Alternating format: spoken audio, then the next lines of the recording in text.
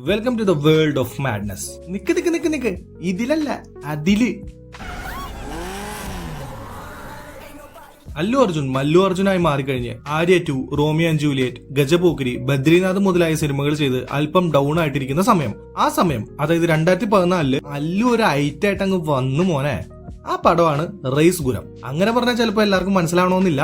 മനസ്സിലാവണമെങ്കിൽ lucky the razor എന്ന് പറയണം. ഇപ്പോ 2026 ഈ പടം ട്രെൻഡ് ആവണമെങ്കിൽ പ്രേക്ഷകർ ഇന്നത്തെ സിനിമകളിൽ മിസ് ചെയ്യുന്ന എന്തോ ഒന്ന് ആ പടത്തിലുണ്ടെന്നാണ് അർത്ഥം. കിടിലൻ ഒരു നായകനുണ്ട്.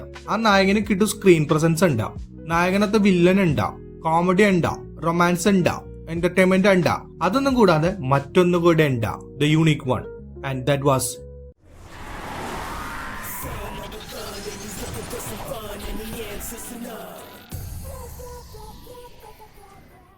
ഈ ഒരു ക്യാരക്ടറിന്റെ പെർഫോമൻസ് മാത്രം ഈ സിനിമേനേക്കാൾ കൂടുതൽ ഞാൻ കണ്ടിട്ടുണ്ട്. സാധാരണ ഒരു പടത്തിൽ കിൽബിൽ പാണ്ഡ പോലെ ഒരു കിഡ് റോള് ചിലപ്പോ ഒരു ടിയർ 1 ടിയർ 2 ഉള്ള നടന്മാരായിരിക്കും ചെയ്യുക. പക്ഷെ ഒരു കോമഡി ആക്ടർ ആ ക്യാരക്ടർ ചെയ്ത് ആ പടത്തിന് മുഴുവനായിട്ട് അങ്ങ് ലിഫ്റ്റ് ചെയ്തെടുത്തു. അല്ലു പോലും ക്ലൈമാക്സിൽ കിൽബിലിന്റെ മുന്നിൽ അങ്ങ് ഒന്നും അല്ലാതായി പോയി. ഈ സിനിമയുടെ ക്ലൈമാക്സിൽ ഫുള്ള് കിൽബിൽ പാണ്ഡയുടെ അഴിഞ്ഞാട്ടമായിരുന്നു. ഈ പടം ഇടയ്ക്കിടയ്ക്ക് കാണാനുള്ള കാരണവും അങ്ങേരാണ്.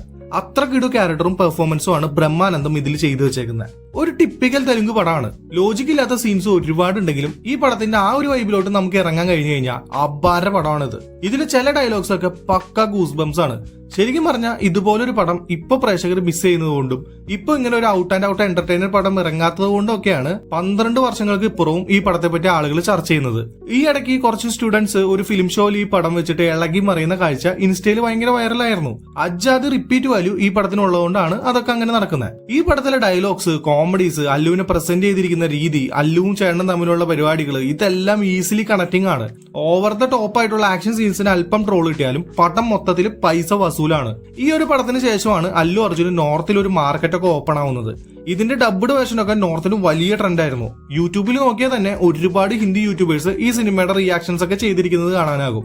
ഈ സിനിമയിൽ സുരേന്ദ്ര റെഡ്ഡിയാണ് കിക്ക് 2 ഏജന്റും ചെയ്തതെന്ന് വിശ്വസിക്കാനാകുന്നില്ല. നമ്മുടെ മലയാളത്തിൽ ഇന്ന് അന്യം നിന്ന് പോകുന്നത് ഇതുപോലൊരു കോമഡി ആക്ഷൻ എന്റർടൈനർ സിനിമകളാണ്. ചോട്ടാ മുംബൈയും മായാവിയും റൺവേയും പോലുള്ള പടങ്ങൾ മലയാള സിനിമ മിസ് ചെയ്തുകൊണ്ടിരിക്കുകയാണ്. ഈ ന്യൂ ഇയറയിൽ ഇറങ്ങിയതിൽ കുറച്ചെങ്കിലും ആ ജോണറിനോട് നീതി പുലർത്തിയത് ആവേശമാണ്. മാസ് കോമഡി എന്റർടൈനർ മലയാളത്തിൽ കുറവാണെങ്കിലും തമിഴിലും തെലുങ്കിലും വേണ്ടുവോളം ഉണ്ട്. അതിൽ നിന്ന് ലക്കി ദ റേസർ ഇപ്പോഴും ചർച്ച ചെയ്യാനും ആളുകൾ റീവാച്ച് ചെയ്യാനും ഒക്കെ ആയിട്ട് തിരഞ്ഞെടുക്കുന്നത് അത്ഭുതം തന്നെയാണ്. ഈ സിനിമയുടെ നട്ടൽ എന്ന് പറയുന്നത് ആക്ച്വലി തമന്റെ ബിജിഎംസ് ആണ്. അതിൽ അല്ലുവിന്റെ മെയിൻ ബിജിഎം വേറെ ലെവലാണ്. കിൽബിൽ പാണ്ഡയുടെ ബിജിഎം ആണെങ്കിൽ അതിലേക്കാ കിടുവാണ്. തമന്റെ കിടു ബിജിഎമ്മും സോങ്സും ഈ പടത്തിന്റെ അഡ്രിനാലിൻ റഷ് കൂട്ടുന്നതിന് വ്യക്തമായിട്ടുള്ള പങ്ക് വഹിക്കുന്നുണ്ട്. ഇതിൽ അല്ലുവിന്റെ ക്യാരക്ടറിനെ കുറിച്ച് പറയാതെ പോകാനാവില്ല.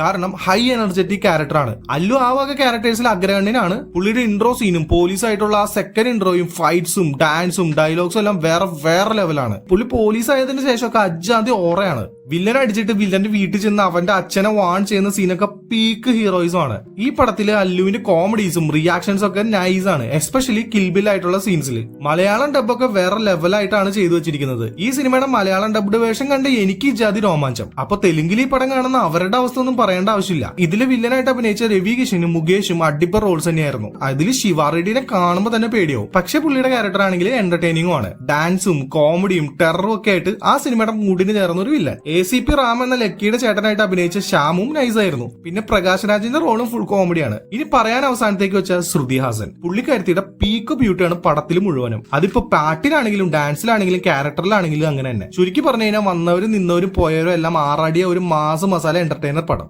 അതാണ് റേസ് ഗുരം അഥവാ ലക്കി ദ റേസർ. നിങ്ങൾക്ക് ഈ പടം ഇഷ്ടമാണോ?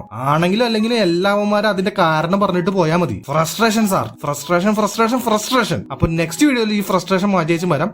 Bye guys.